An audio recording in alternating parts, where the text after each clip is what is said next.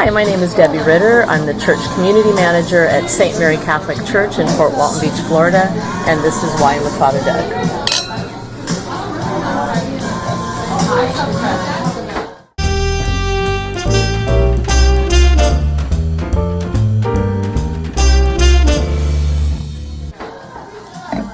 We're here at the beautiful ambient and decorative wine bar in downtown historic Pensacola, Florida, enjoying a handcraft artisan red blend from California. I think it's a 2015 vintage. It's a very fruity wine, low in tannins, low in acid, but full body. Tastes great.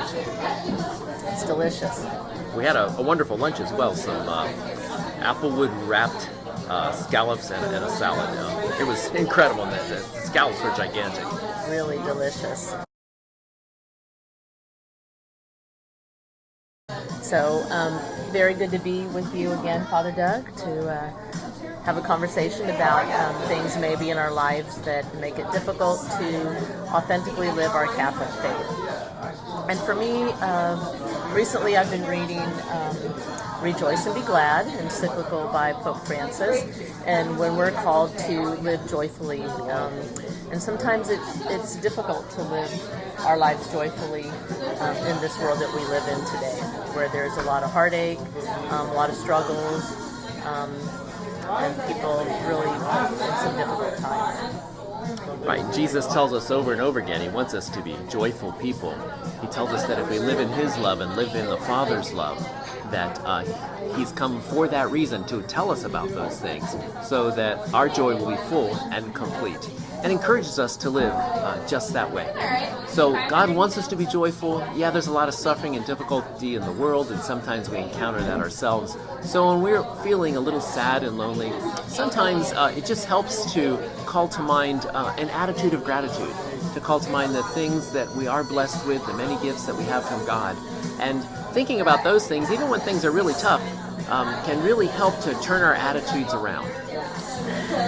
One of the things that Pope Francis brings to mind in the encyclical Rejoice and Be Glad is that this culture of consumerism and individualism and humanism that we live in today, and how so little of what we do in our daily lives has anything to do with God.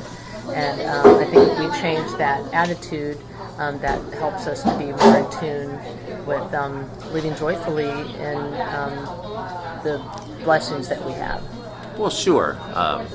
Science tells us that, psychological sciences, for example, tell us that our thoughts control our emotions and our behaviors, cognitive behavioral psychology. And the key there is to think positively and act positively based upon those thoughts. Now, that doesn't mean that if you're clinically depressed or suffering some egregious problem, that you shouldn't seek counsel and help.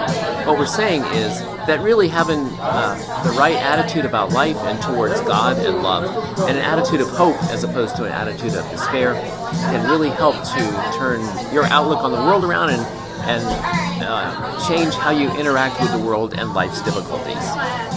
Right. I know one thing that I struggle with personally is the fact that, we are so blessed. Sometimes I guess I have like sort of a guilty conscience that I would ever be sad, or that I would ever feel like I'm struggling, when I really have everything, and overabundance of things that I need in my life. Never want for food. My children are healthy. Have all the necessities of life, but yet sometimes life is so difficult. And I think sometimes maybe this overabundance of things that we have is what makes our life so difficult. It's because we're more focused on how to manage those things than to live our lives joyfully in the blessings that we have. Right, because we become more focused on things than we do on people. And that's the downside of all that. God gives us many great gifts and wants us to enjoy them and share them with others, not to be focused upon them, to focus on people other than things, and stay focused in his love and how he encourages us to interact with the world, to see the world as God sees the world.